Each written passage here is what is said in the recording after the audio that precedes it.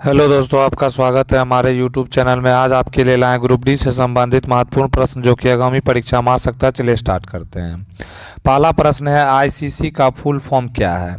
ICC का full form क्या है? तो ऑप्शन है international cricket council, international crime court, Indian cricket committee, international coaching council. तो इसका आंसर होगा आईसीसी का full form international cricket council जो है इसका आंसर होता है। तो इसका राइट आंसर ऑप्शन ए जो है इंटरनेशनल क्रिकेट काउंसिल जो है यह हो जाएगा। इसमें जो है स्थापना इसका 15 जून 1909 को हुई थी। इसका मुख्यालय दुबई संयुक्त अरब अमीरात में है और वर्तमान में इसके अध्यक्ष जय शाह हैं, जिन्होंने 1 दिसंबर 2024 से अपना पद संभाला है।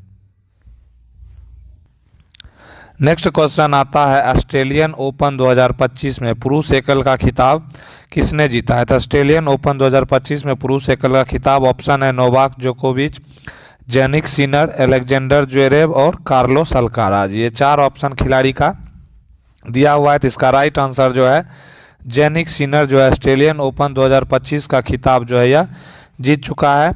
उन्होंने जो है फाइनल में जो है अलेक्जेंडर ज्वेरेव यानी जर्मनी को हराया था। नेक्स्ट इसमें है हार्ड कोर्ट यानी कि अन्य ग्रैंड स्लैम जो है फ्रेंच ओपन क्ले मिट्टी पर, विंबलडन घास पर और यूएस ओपन भी जो है हार्ड कोर्ट पर खेला जाता है। तो इसका राइट आंसर क्या हो जाएगा? जेनिक सिनर इसका राइट आंसर हो जाएगा। नेक्स्ट इसमें आता है विंबलडन 2025। विंबलडन 2025 में मेंस सिंगल विनर जो है जेनिक सिनर इटली के हैं। मेंस रनर अप जो है कार्लोस अल्काराज जो है। वुमेन सिंगल विनर जो है ईगा स्विटेक है और वुमेन्स रनर अप जो है अमांडा जो है अमिनिस्मोवा जो है। नेक्स्ट आता है फ्रेंच ओपन 2025 में men's single winner Carlos Alcaraz है, men's runner up Jannik Sinner है, women's single winner Coco Gauff है और वुमेन्स रनर अप जो है अरियाना सबलेंका है। नेक्स्ट आता है ऑस्ट्रेलियन ओपन।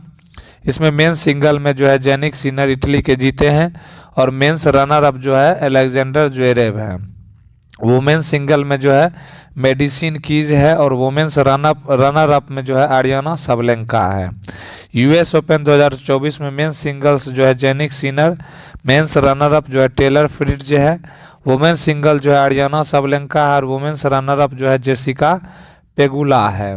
तो ये हो गया अब टेनिस ग्रैंड स्लैम 2025 का जो है विजेताओं का लिस्ट है। नेक्स्ट क्वेश्चन आता है, केंद्रीय बजट 2025-26 के अनुसार शिक्षा के लिए भारतीय भाषा की पुस्तकों के डिजिटलीकरण का लक्ष्य रखने वाली योजना कौन सी है? तो इसका ऑप्शन है भारतीय भाषा पुस्तक योजना, ज्ञान भारत मिशन, राष्ट्रीय डिजिटल पुस्तकालय पहल या विद्या समृद्धि योजना। तो इस क्वेश्चन का जो है राइट आंसर होगा केंद्रीय बजट 2025-26 में भारतीय भाषा पुस्तक योजना। भारतीय भाषा पुस्तक योजना के जो है स्कीम की घोषणा की गई है, जिसका मुख्य उद्देश्य छात्रों के लिए भारतीय भाषाओं में पुस्तकों का डिजिटलीकरण करना है। इस योजना के तहत स्कूली और उच्च शिक्षा के छात्रों को डिजिटल रूप में शैक्षिक पुस्तकें और अध्ययन सामग्री उपलब्ध कराई जाएगी ताकि वे अपनी मातृभाषा में शिक्षा तक आसानी से पहुंच सके। तो इस क्वेश्चन का राइट आंसर भारतीय भाषा पुस्तक योजना स्कीम जो है यह लॉन्च किया गया है। नेक्स्ट क्वेश्चन आता है, साल 2025 में लाइफ टाइम श्रेणी में शूटिंग कोच के लिए द्रोणाचार्य पुरस्कार जो है किसे दिया गया है? साल 2025 में लाइफ टाइम श्रेणी में द्रोणाचार्य पुरस्कार शूटिंग के क्षेत्र में तो ऑप्शन है सुभाष राणा, दीपाली देशपांडे, सनी थॉमस, एस मुरलीधरन। इसमें 4 कोचों का नाम जो है इसमें दिया गया है। तो इसका जो है राइट आंसर क्या होगा? तो इसका राइट आंसर जो है नेम ऑफ द कोच जो है और डिसिप्लिन जो है श्री सुभाष राणा को पारा शूटिंग में दिया गया है और मिस दीपाली देशपांडे को शूटिंग के क्षेत्र में दिया गया है।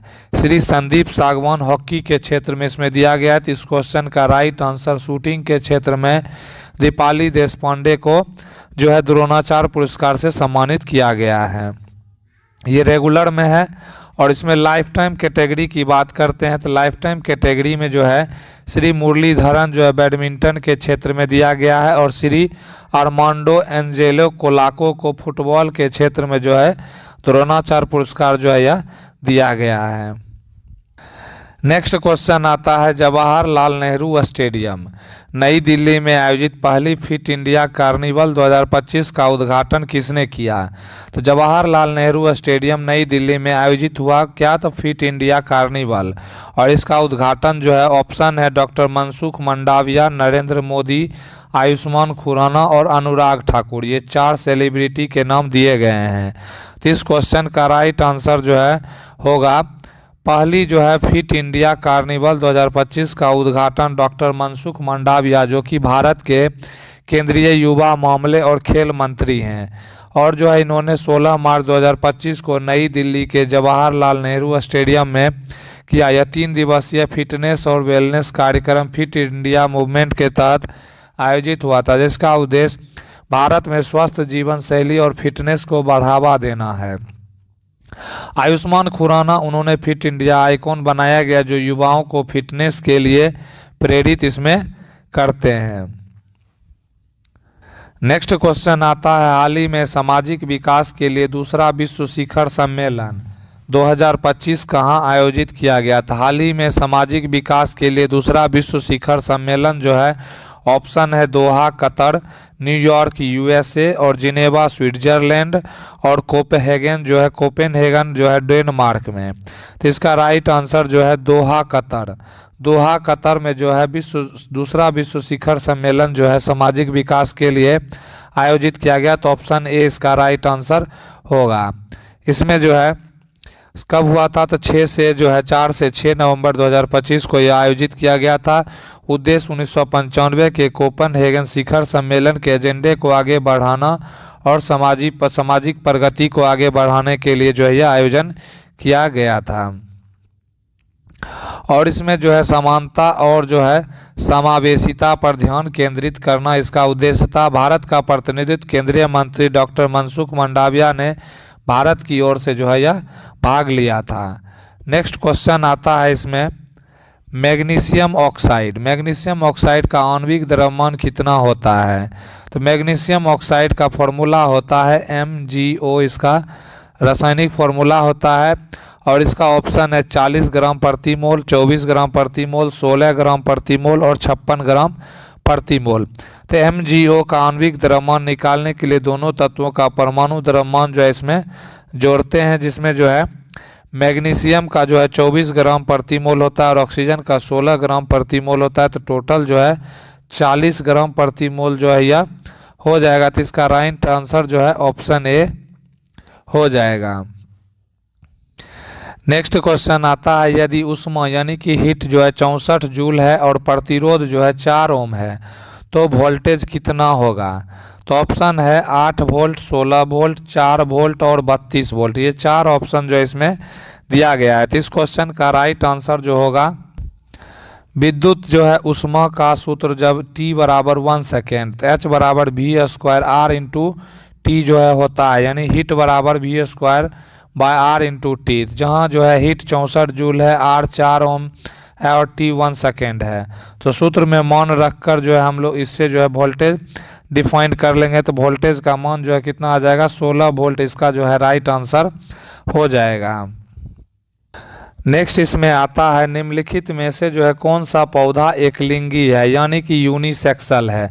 यूनिसेक्सुअल है। तो ऑप्शन है सरसों, मटर, पपीता और सूरजमुखी। ये 4 प्रकार के ऑप्शन जो है इसमें दिया गया है। तो इस क्वेश्चन का जो है राइट आंसर क्या होगा? एक लिंगी यानी कि यूनिसेक्सुअल पौधे वे होते हैं जिन्हें नर और मादा पुष्प अलग अलग होते हैं। पपीता एक प्रसिद्ध एकलिंगी पौधा है, इसमें नर और मादा फूल अलग अलग पौधों पर पाए जाते हैं। इसके विपरीत सरसों यानी मस्टर्ड द्विलिंगी यानी बाइसेक्सुअल, मटर द्विलिंगी बाइसेक्सुअल, सूरजमुखी जो है यह द्विलिंगी होता है। तो इस क्वेश्चन का जो है राइट आंसर क्या हो जाएगा? तो राइट आंसर जिसका जो है पपीता यूनिसेक्सुअल होता है। तो ऑप्शन सी इसका राइट आंसर हो जाएगा। नेक्स्ट क्वेश्चन है धातु को उसके अयस्क यानी कि ओर से निकालने की पूरी प्रक्रिया को क्या कहा जाता है? धातु को उसके अयस्क से निकालने की प्रक्रिया। तो ऑप्शन है परिशोधन, सांद्रण यानी कंसंट्रेशन, धातु कर्म या मेटलर्जी, या स्मेल्टिंग गलन। ऑप्शन इसमें 4 दिया गया है, तो इसका राइट आंसर मेटलर्जी यानी धातु कर्म जो है इसको कहा जाता है। इसमें जो है वह प्रक्रिया जिसमें धातुओं को उनके अयस्कों से पिघलने बिंदु से अधिक गर्म करके निकाला जाता है परगलन यानी कि स्मेल्टिंग कहा जाता है। नेक्स्ट क्वेश्चन इसमें आता है, नवंबर 2025 में छत्तीसगढ़ के नवा रायपुर में ब्रह्मा कुमारीज के शांति शिखर का उद्घाटन किसने किया था? नवंबर 2025 में छत्तीसगढ़ के नवा रायपुर में ब्रह्मा कुमारीज के शांति शिखर का उद्घाटन। ऑप्शन है प्रधानमंत्री नरेंद्र मोदी, मुख्यमंत्री विष्णुदेव सहाय, राज्यपाल रमेन डेका और ब्रह्मा कुमारी संस्थान के प्रमुख। इसमें 4 ऑप्शन जो है इसका दिया गया है। तो इस क्वेश्चन का राइट आंसर जो है होगा क्या होगा? तो प्रधानमंत्री नरेंद्र मोदी के द्वारा जो है इसका उद्घाटन जो है यह किया गया है। नेक्स्ट क्वेश्चन आता है, यदि प्रेगनेंसी यानी गर्भावस्था में मां कुपोषित यानी कि मेलनोरिश्ड हो तो उसका क्या प्रमुख प्रभाव होता है? तो ऑप्शन है दूध उत्पादन बहुत अधिक होगा, बच्चा बहुत भारी होगा, लो बर्थ वेट बेबी होगा, या बच्चा जल्दी बोलना शुरू कर देगा। तो यदि प्रेगनेंसी में मां कुपोषित हो जाती है तो इसका राइट आंसर क्या होगा? इसका राइट आंसर होगा गर्भावस्था में कुपोषण का सीधा असर बच्चे के विकास यानी फेटल ग्रोथ पर जो है पड़ता है। मां को पर्याप्त पोषण न मिलने पर भ्रूण तक आवश्यक पोषक तत्व तो नहीं पहुंचते। इसका परिणाम अक्सर होता है लो बर्थ वेट होता है यानी कम वजन का बच्चा, समय से पहले जन्म का जोखिम, कमजोर प्रतिरक्षा। दूध उत्पादन यानी मिल्क प्रोडक्शन गर्भावस्था के पोषण पर निर्भर तो करता है पर कुपोषण से यह बढ़ता नहीं बल्कि कम होता है, इसीलिए ऑप्शन ए गलत है। इसीलिए सही विकल्प जो है लो बर्थ वेट बेबी इसका राइट आंसर हो जाएगा। नेक्स्ट क्वेश्चन है, ऑक्सीजन गैस O2 का आणविक द्रव्यमान कितना होता है? तो ऑक्सीजन गैस O2 का आणविक द्रव्यमान ऑप्शन है 8 ग्राम, 16 ग्राम, 32 ग्राम और 64 ग्राम। इसमें 4 ऑप्शन है। तो ऑक्सीजन गैस का सूत्र O2 है यानी इसमें 2 ऑक्सीजन परमाणु होते हैं। एक ऑक्सीजन का परमाणु द्रव्यमान 16 ग्राम होता है, इसीलिए O2 का जो है आणविक द्रव्यमान कितना होगा? तो इसमें जो है O2 का आणविक द्रव्यमान 16 दूनी 32 ग्राम जो है इसका राइट आंसर ऑप्शन सी जो है इसका राइट क्वेश्चन का राइट आंसर हो जाएगा। नेक्स्ट क्वेश्चन आता है, चिप्स के पैकेट में कौन सी गैस भरी जाती है? चिप्स के पैकेट में कौन सी गैस भरी जाती है? ऑप्शन है ऑक्सीजन, कार्बन डाइऑक्साइड, नाइट्रोजन और हाइड्रोजन। ये 4 प्रकार की गैसें ऑप्शन में दी गई है। तो इस क्वेश्चन का राइट आंसर चिप्स के पैकेट में नाइट्रोजन गैस जो है यह भरी जाती है, तो ऑप्शन सी इसका राइट आंसर होगा। चिप्स के पैकेट में नाइट्रोजन गैस इसलिए भरी जाती है क्योंकि यह एक अक्रिय यानी इनर्ट गैस है जो ऑक्सीजन और नमी को बाहर रखती है, जिससे चिप्स लंबे समय तक कुरकुरे और ताज़े बने रहते हैं और उनका स्वाद खराब नहीं होता है, यानी ऑक्सीकरण जो है इसमें रुक जाता है। नेक्स्ट क्वेश्चन है, यदि द्रव्यमान m यानी कि मास जो है 1500 kg है और वेग जो है 60 किलोमीटर प्रति आवर है, तो कुल गतिज ऊर्जा जो है यानी काइनेटिक एनर्जी जूल में जो है कितनी होगी? ऑप्शन है 1.0 गुने 10⁵ जूल, 2.08 गुने 10⁵ जूल, 3.5 गुने 10⁵ जूल, 5.0 गुने 10⁴ जूल जो है। तो इसमें जो है ये सब दिया गया है। तो इस क्वेश्चन का जो है राइट आंसर जो है इस 4 ऑप्शन में क्या होगा? तो इसमें जो है इसका राइट आंसर जो होगा, फर्स्ट ऑफ ऑल क्या करेंगे, वेग को जो है मीटर प्रति सेकेंड में बदलेंगे। तो 60 किलोमीटर प्रति आवर है, तो इसको जो है 5/18 से गुना कर देंगे, तो यह जो है किलोमीटर प्रति घंटा से जो है मीटर प्रति सेकेंड में कन्वर्ट हो जाएगा। दूसरा जो है गतिज ऊर्जा का सूत्र होता है काइनेटिक एनर्जी बराबर हाफ mv² जो है इसका फॉर्मूला होता है। इसमें जो है मास और वेलोसिटी का वैल्यू जब हम लोग पुट कर देंगे तो अप्रोक्सीमेट जो है इसमें 2083.3 जूल जो है इसका राइट आंसर हो जाएगा। तो इसमें जो है क्या होगा, इस ऑप्शन में जो है ऑप्शन बी जो है इसका राइट आंसर हो जाएगा। नेक्स्ट क्वेश्चन आता है इसमें, यदि स्त्री में निषेचन यानी फर्टिलाइजेशन नहीं होता है तो कितने दिनों बाद वह मेंस्ट्रुअल साइकिल के जो है अगले चरण में प्रवेश करती है। यदि स्त्री में निषेचन नहीं होता है तो ऑप्शन है 7 दिन, 14 दिन, 28 दिन और 21 दिन। इसमें 4 ऑप्शन जो है इसमें दिया गया है। तो इस क्वेश्चन का जो है राइट आंसर क्या होगा? तो अगर स्त्री में निषेचन यानी फर्टिलाइजेशन नहीं होता है तो अंडा यानी एग लगभग 1 दिन तक जीवित रहता है और वह फिर नष्ट हो जाता है, जिसके बाद हार्मोन का स्तर गिरता है और लगभग 10 से 14 दिनों के भीतर मासिक धर्म यानी पीरियड शुरू हो जाता है, जिससे गर्भाशय की परत यानी यूट्रिन लाइनिंग टूटकर शरीर से बाहर निकल जाती है और एक सामान्य मासिक धर्म चक्र का अंत होता है और अगला चक्र शुरू हो जाता है। अंडा जारी यानी कि ओवुलेशन, हर महीने अंडाशय से एक अंडा निकलता है जो लगभग 12 से 24 घंटे तक जो है इसमें जीवित रहता है। नेक्स्ट क्वेश्चन आता है, यदि उत्तल दर्पण में कोई प्रकाश की किरण वक्रता केंद्र C के पास से गुजरती है तो परावर्तन के बाद वह किस बिंदु से आती हुई प्रतीत होती है? ऑप्शन है शीर्ष बिंदु यानी पोल, वक्रता केंद्र centre of curvature, focus F, प्रधान अक्ष यानी प्रिंसिपल एक्सिस। तो इस क्वेश्चन का जो है क्या होगा राइट आंसर? उत्तल दर्पण यानी कन्वेक्स मिरर में परावर्तित किरणें हमेशा अपसारी यानी डाइवर्जिंग होती है। जब वह किरण वक्रता केंद्र की दिशा में जाती है तो परावर्तन के बाद वह ऐसे बिखरती है जैसे कि वह जो है C से आ रही हो, यानी किरण वास्तविक रूप से तो C से नहीं आती लेकिन दर्पण के पीछे स्थित C से उत्पन्न होती हुई प्रतीत होती है, इसीलिए परावर्तित किरण वक्रता केंद्र से आती हुई प्रतीत होती है। नेक्स्ट क्वेश्चन आता है, इसमें अवतल दर्पण में वस्तु को किस स्थान पर रखने से प्रतिबिंब सीधा यानी इरेक्ट, आवर्धित, मैग्नीफाइड और बड़ा यानी इनलार्ज्ड बनता है? तो ऑप्शन है वक्रता केंद्र, फोकस पर और वक्रता फोकस और ध्रुव के बीच, अनंत पर। इसमें 4 ऑप्शन जो है इसका दिया गया है। तो इस क्वेश्चन का जो है राइट आंसर क्या होगा? तो इस क्वेश्चन का राइट आंसर, अवतल दर्पण में यदि वस्तु को फोकस और ध्रुव के बीच जो है रखा जाए तो बनने वाला प्रतिबिंब तो जो है सीधा यानी इरेक्ट होगा।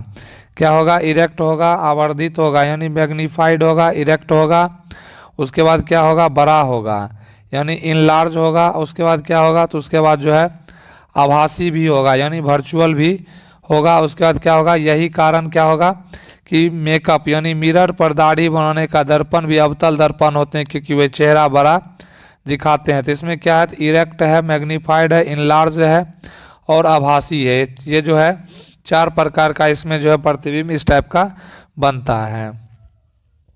नेक्स्ट क्वेश्चन आता है, किस प्रकार के दर्पण में वस्तु के बराबर आकार का प्रतिबिंब बनता है? तो किस प्रकार का बनता है? तो ऑप्शन है अवतल दर्पण, समतल दर्पण, उत्तल दर्पण या कोई नहीं इनमें से। तो ऑप्शन 4 दिया गया है। तो समतल दर्पण यानी कि प्लेन मिरर में बनने वाला प्रतिबिंब हमेशा वस्तु के बराबर आकार का जो है बनता है। उसके बाद क्या होता है कि इसमें जो है सीधा होता है यानी कि अपराइट होता है और आभासी यानी वर्चुअल होता है, दर्पण के पीछे उतनी ही दूरी पर बनता है। तो इसमें भी 4 प्रकार का जो है प्रतिबिंब बनता है। तो वस्तु के बराबर आकार का समतल दर्पण बनता है। तो इस क्वेश्चन का जो है राइट आंसर क्या होगा? ऑप्शन बी जो है राइट आंसर हो जाएगा। नेक्स्ट क्वेश्चन इसमें आता है, साबुन के माइसेल्स बनने के बाद जो है साबुन अणु का कौन सा भाग जल यानी वाटर के साथ प्रतिक्रिया करता है? तो साबुन के माइसेल्स बनने के बाद ऑप्शन है हाइड्रोफोबिक टेल, हाइड्रोफिलिक हेड, दोनों टेल और हेड, कोई नहीं। 4 ऑप्शन इसमें दिया गया है। तो इस क्वेश्चन का जो है राइट आंसर क्या होगा? तो साबुन के अणु के 2 भाग होते हैं, हाइड्रोफोबिक टेल यानी पानी से भागने वाला भाग और हाइड्रोफिलिक हेड यानी पानी से आकर्षित होने वाला भाग। जब माइसेल्स बनते हैं तो हाइड्रोफोबिक टेल यानी गंदगी तेल की ओर मुड़ती है, हाइड्रोफिलिक हेड जो है पानी के साथ प्रतिक्रिया करता है, इसीलिए माइसेल्स पानी में घुलकर गंदगी को हटाने में मदद करते हैं। इसीलिए जो भाग पानी से प्रतिक्रिया करता है वह जो है हाइड्रोफिलिक हेड है। क्या है? हाइड्रोफिलिक हेड है। नेक्स्ट क्वेश्चन इसमें आता है, शरीर में सूचनाओं यानी मैसेज का आदान प्रदान करने वाले धागे नुमा संरचनाओं को क्या कहा जाता है? शरीर में सूचनाओं का आदान प्रदान करने वाले धागे नुमा संरचनाओं को ऑप्शन है हार्मोन्स, रक्त धमनियां, तंत्रिका तंतु या मांसपेशी तंतु। 4 प्रकार के ऑप्शन इसमें दिया गया है। तो इसका जो है राइट आंसर क्या होगा? तो हमारे शरीर में सूचनाओं का आदान प्रदान मुख्य रूप से तंत्रिका तंत्र यानी नर्वस सिस्टम करता है, जो न्यूरॉन्स यानी तंत्रिका कोशिकाओं से बना होता है, जो मस्तिष्क से शरीर के सभी हिस्सों तक विद्युत और रासायनिक संकेतों के माध्यम से संदेश भेजते हैं और प्राप्त करते हैं, जिससे हम महसूस कर पाते हैं, सोच पाते हैं और प्रतिक्रिया कर पाते हैं। तो इस क्वेश्चन का राइट आंसर क्या होगा? तो नर्वस सिस्टम जो है यानी तंत्रिका तंतु, ऑप्शन सी जो है इसका राइट आंसर हो जाएगा। नेक्स्ट क्वेश्चन आता है ध्वनि यानी साउंड सबसे तेज और सबसे अधिक गति से किस माध्यम में चलती है? तो साउंड के बारे में ये क्वेश्चन है। तो ऑप्शन है वायु, जल, ठोस और निर्वात यानी वैक्यूम। ऑप्शन 4 दिया हुआ है। तो ध्वनि एक यांत्रिक तरंग है और इससे चलने के लिए माध्यम में कणों की आवश्यकता होती है। और इसमें जो है क्या होता है? तो इसमें जो है ठोस पदार्थों यानी कि ठोस पदार्थों में कण सबसे अधिक सघन यानी क्लोजली पैक्ड होते हैं, इसलिए ध्वनि यहाँ सबसे तेज गति से चलती है। जल में गति इससे कम होती है और वायु में सबसे कम। निर्वात में ध्वनि बिल्कुल नहीं चलती क्योंकि जो है वहाँ कोई कण नहीं होता है। नेक्स्ट क्वेश्चन इसमें आता है, अगर पानी का घनत्व 1.3 ग्राम प्रति सेंटीमीटर क्यूब दिया गया है तो 3 पदार्थ का घनत्व दिया हुआ था। इसमें पूछा था कि कौन सा पानी में डूबेगा। तो जिस पदार्थ का घनत्व 1.3 ग्राम प्रति सेंटीमीटर क्यूब से ज़्यादा होगा वो पानी में डूब जाएगा, और जिसका घनत्व 1.3 ग्राम प्रति सेंटीमीटर क्यूब से कम होगा वह तैरेगा। इसीलिए ये जो है तीनों पदार्थों के घनत्व की तुलना जो है पानी के इस घनत्व से करनी होगी। जो पदार्थ इस मान से ज़्यादा घनत्व वाला होगा वह जो है क्या होगा? डूब जाएगा। नेक्स्ट क्वेश्चन है, कौन सा अस्थायी उत्तक पौधों को कठोर और मजबूत बनाता है? तो ऑप्शन है कोलेनकाइमा, पैरेनकाइमा, स्क्लेरेनकाइमा और जाइलम। ये 4 प्रकार के ऑप्शन दिए गए हैं। तो इस क्वेश्चन का जो है राइट आंसर क्या होगा? तो स्क्लेरेनकाइमा एक ऐसा अस्थायी उत्तक है जिसकी कोशिकाएं बहुत मोटी, कड़ी और लिग्निन से युक्त होती है। यह पौधों को कठोरता, मजबूती और सपोर्ट प्रदान करता है और इसमें जो है अस्थायी उत्तक जो है परमानेंट टिश्यू पौधों को सहारा, सुरक्षा, भोजन और जल पहुंचाने जैसे विशिष्ट कार्य करते हैं, जो मुख्य 2 प्रकारों यानी सरल और जटिल में बटे होते हैं। सरल उत्तकों में पैरेनकाइमा यानी भोजन, जल भंडारण, कोलेनकाइमा लचीलापन और स्क्लेरेनकाइमा यानी कठोर सहारा आते हैं, जबकि जटिल उत्तकों में जाइलम यानी जल, खनिज परिवहन और फ्लोएम यानी भोजन परिवहन शामिल है, जो पौधों की संरचना और कार्यों के लिए जरूरी होता है। नेक्स्ट क्वेश्चन आता है, इसमें निम्नलिखित में से कौन सी अधातु यानी नॉन मेटल चमकदार यानी लस्ट्रस होती है? तो ऑप्शन है सल्फर, फास्फोरस, आयोडीन और कार्बन। ये 4 ऑप्शन जो है नॉन मेटल का दिया गया है। तो इस क्वेश्चन का जो है राइट आंसर जो है होगा, अधिकांश अधातुएं चमकदार नहीं होती, पर आयोडीन एक अपवाद है क्योंकि इसकी सतह धातुओं जैसी चमक यानी मेटेलिक लस्टर दिखती है, इसीलिए इसे चमकदार अधातु भी कहा जाता है। नेक्स्ट क्वेश्चन आता है, पौधों की कोशिकाओं में माइटोकॉन्ड्रिया का प्रमुख कार्य क्या होता है? तो पौधों की कोशिकाओं में ऑप्शन है प्रकाश संश्लेषण में सहायता करता है, ऊर्जा उत्पादन यानी एटीपी बनाना, इसमें डीएनए नहीं होता है, क्लोरोफिन बनाना।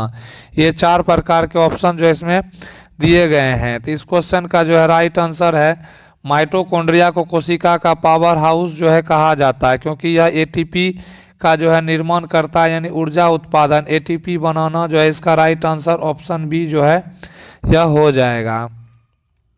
नेक्स्ट इसमें है, पौधे भी श्वसन यानी रिस्पायरेशन करते हैं और माइटोकॉन्ड्रिया में भी ग्लूकोज टूटकर ऊर्जा बनाती है। विकल्प ये गलत है, प्रकाश संश्लेषण क्लोरोप्लास्ट में होता है, माइटोकॉन्ड्रिया में नहीं होता है। विकल्प सी गलत है, माइटोकॉन्ड्रिया में स्वयं का डीएनए होता है।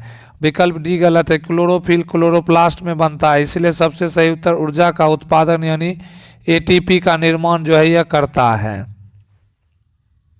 तो दोस्तों कैसा लगा वीडियो, प्लीज़ इसको जो है लाइक करें, कमेंट करें, ज़्यादा से ज़्यादा जो है शेयर करें, नए हैं तो चैनल को सब्सक्राइब करें। वीडियो देखने के लिए आपका दिल से धन्यवाद।